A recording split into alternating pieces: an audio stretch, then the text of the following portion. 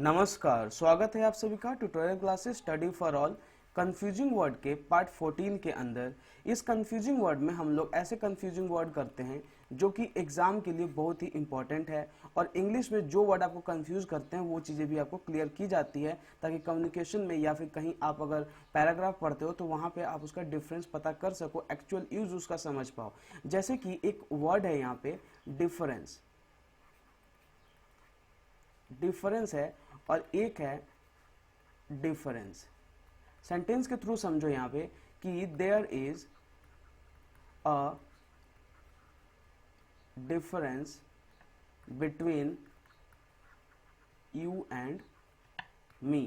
तो जब ये ऐसा कुछ आ गया तो आप ये देखो कि यहाँ पे ये डिफरेंस कौन सा यूज हो रखा है। एरर में क्या करता है, ये इस डिफरेंस के जगह पे इस डिफरेंस को दे देगा, जल्दी जल्दी में आपको पता नहीं चलेगा। इसको ध्यान में रखते हुए कंफ्यूजिंग वर्ड की सीरीज लाई गई है, ताकि आप ढंग से क्वेश्चन जो है समझ पाएं, और ऑप्शन में अगर एक जैसा वर्ड है तो उसको आप एलिमिनेट कर पाएं। तो चलिए शुरू करते हैं, देखते हैं कि आज के कंफ्यूजिंग वर्ड कौन से हैं। पहला है एमिनेंट एंड इमिनेंट। एमिनेंट क्या होता है? प्रख्यात, मतलब कोई फेमस आदमी किसी अपने अलग कैरेक्टर की वजह से उसको हम एमिनेंट बोलते हैं। फेमस और respected for the special feature. Example में आप देखो, अकबर के दरबार में 9 प्रख्यात व्यक्ति थे। सो इंग्लिश में इसको आप कैसे ट्रांसलेट करोगे? There were 9 eminent personalities in the court of Akbar. जल्दी जल्दी में आप इसको पढ़ना भूल जाओगे, इसके जगह पे एग्जामिनर क्या दे देगा? इमिनेंट दे देगा, और आप सोचोगे यार ये तो एक जैसा ही है, इसमें कोई एरर नहीं है, कोई गड़बड़ नहीं है। तो आपको इस चीज का ध्यान रखना है। इमिनेंट, इसका क्या मतलब होता है? निकटस्थ, जो होने ही वाला है। इंग्लिश में इसका मतलब होता है अबाउट टू हैपन, जो होने ही वाला है, शीघ्र ही होने वाला है, वो इमिनेंट होता है।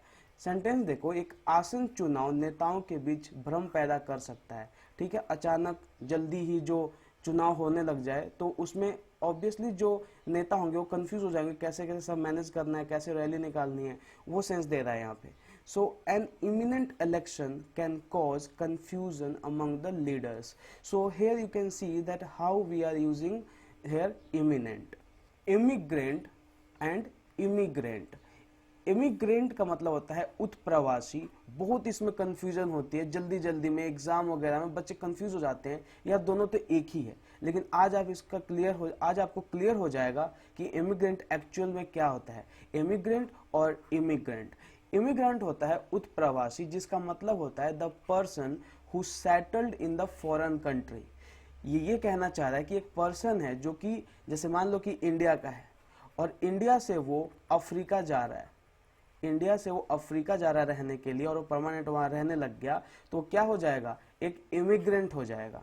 वह एक भारतीय उत्प्रवासी है जो 1964 में भूटान आया था। He is an Indian immigrant who came to Bhutan in 1964। ठीक है, अब यहीं पे इमिग्रेंट है। इमिग्रेंट का मतलब होता है आप्रवासी, और ये सेंस देता है कि अगर कोई फॉरेनर हमारे देश में कोई आया है तो वो इमिग्रेंट हो जाएगा। The foreigner who comes to a country to settle. वह एक अमेरिकी अप्रवासी है जो भारत में 1987 में आया था। He is an American immigrant who came to India in 1987। तो आप यहाँ पे अब समझ सकते हैं कि इमिग्रेंट और इमिग्रेंट में डिफरेंस है, और किस तरीके से डिफरेंस है। आई होप कि आप ये समझ गए होंगे। Next word is illicit. Illicit, illicit का मतलब होता है कुछ पता चलना। जैसे आप कुछ इन्वेस्टिगेशन वगैरह करते हो, या कोई चोरी कर गया, पता चल गया कि इसने चोरी किया था, तो क्या हो जाता है? इलिसिट। टू गेट इंफॉर्मेशन, उसने अपने भाई के गुस्से होने का कारण पता करने के लिए कोशिश की। तो ये जो पता करने के लिए है ना, ये क्या सेंस दे रहा है? ये इलिसिट का सेंस दे रहा है। He tried to elicit the reason behind the angry mood of his brother. Next word is elicit, जो कि एक जैसा ही है, लेकिन मतलब क्या हो जाएगा? गैर कानूनी। इलीगल इसका मतलब हो जाएगा। सेंटेंस देखो आप, आजकल रामपुर के लोग प्रत्यक्ष या अप्रत्यक्ष रूप से गैर कानूनी गतिविधि में शामिल हैं।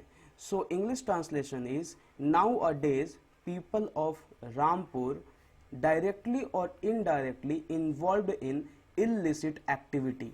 आपको मैं बार बार कह रहा हूं कि आपको इसको एग्जाम्पल के साथ प्रैक्टिकली रिलेट करके पढ़ना है, बिकॉज इस इलिसिट के जगह पे क्या हो सकता है, इलिसिट हो जाएगा क्वेश्चन में और आप इसको मिस कर दीजिएगा। एलिजिबल और इलेजिबल। एलिजिबल इज योग्य, मतलब कि जब आप कोई फॉर्म भरते हो एग्जाम का, उसमें आता है कि एलिजिबिलिटी क्राइटेरिया ये होना चाहिए, 10+2 होना चाहिए, ग्रेजुएट होना चाहिए। तो ये सब क्या है, एलिजिबिलिटी क्राइटेरिया है, हम इस एलिजिबल का यूज करते हैं। इंग्लिश में इसका मतलब है हैव द रिक्वायर्ड क्वालिटी। वह घोड़ा दौड़ के लिए योग्य है, मतलब एक घोड़ा है जो कि दौड़ के लिए योग्य है, वो दौड़ सकता है, रेस में पार्ट ले सकता है। So he is eligible for the horse race. ठीक है, हॉर्स रेस के लिए क्या है, वो एलिजिबल है। उसी तरीके से इलेजिबल। इलेजिबल का मतलब होता है जो पढ़ा ना जा सके, अनेबल टू रीड। शिक्षक ने कहा तुम्हारी लिखाई पढ़ी नहीं जा सकती। So what would be the translation of this sentence, teacher said your handwriting is illegible, मतलब पढ़ी नहीं जा सकती है। नेक्स्ट वर्ड है डिफरेंस और डिफरेंस। देखो स्पेलिंग देखो एक जैसा ही है, कंफ्यूजिंग वर्ड में यही होता है, कभी स्पेलिंग एक जैसा हो जाएगा, प्रोनाउंसिएशन एक जैसा हो जाएगा। ठीक है, तो ये कंफ्यूजिंग वर्ड इसीलिए आपको कराया जा रहा है ताकि आपको ये सब जो है ना डाउट ना रहे, ऐसे वर्ड के ऊपर आपकी पकड़ हो जाए। सो आप बस आपको एक छोटा सा ये काम करना है कि इस लेक्चर को ना आप शेयर कीजिए। शेयर करने से क्या होगा कि जिन लोगों को नहीं पता होगा उन लोग भी सीख जाएंगे, because knowledge is all about to share. Okay, आपको शेयर करना है और चैनल को सब्सक्राइब कर लेना है। अभी देखो डिफरेंस का क्या है, मतलब है सम्मान, मतलब रिस्पेक्ट देना। Respect to an experienced person और to the person who is senior. मतलब जब आप रिस्पेक्ट देते हो, जैसे पेरेंट्स है आपसे सीनियर हैं, ऑफिस में कोई आपका सीनियर है, तो उसको आप क्या बोलते हो, रिस्पेक्ट देते हो, सम्मान देते हो, इज्जत देते हो, तो दैट इज डिफरेंस। सेंटेंस देखो, सभी बच्चों को अपने माता पिता का सम्मान करना चाहिए। All children should difference there parent. अब यहाँ पे गलती से भी आप अगर डिफरेंस यूज कर देते हो तो ये सेंटेंस गलत हो जाएगा। डिफरेंस इसका मतलब होता है अंतर, इंग्लिश में इसका मतलब हो जाएगा डिस्टिंक्शन। भारत और नेपाल के बीच कोई सांस्कृतिक अंतर नहीं है। There is no cultural difference between India and Nepal. तो यहाँ पे डिफरेंस क्या सेंस दे रहा है, अंतर का सेंस दे रहा है। तो ये थे आज के हमारे 5 कंफ्यूजिंग वर्ड, जिसमें कि हम लोग 2-2 वर्ड इसमें देख रहे थे और दोनों को कंपैरिजन कर रहे थे। तो आपको ये ढंग से पढ़ना है, ये इंपॉर्टेंट है, बहुत ही इंपॉर्टेंट है।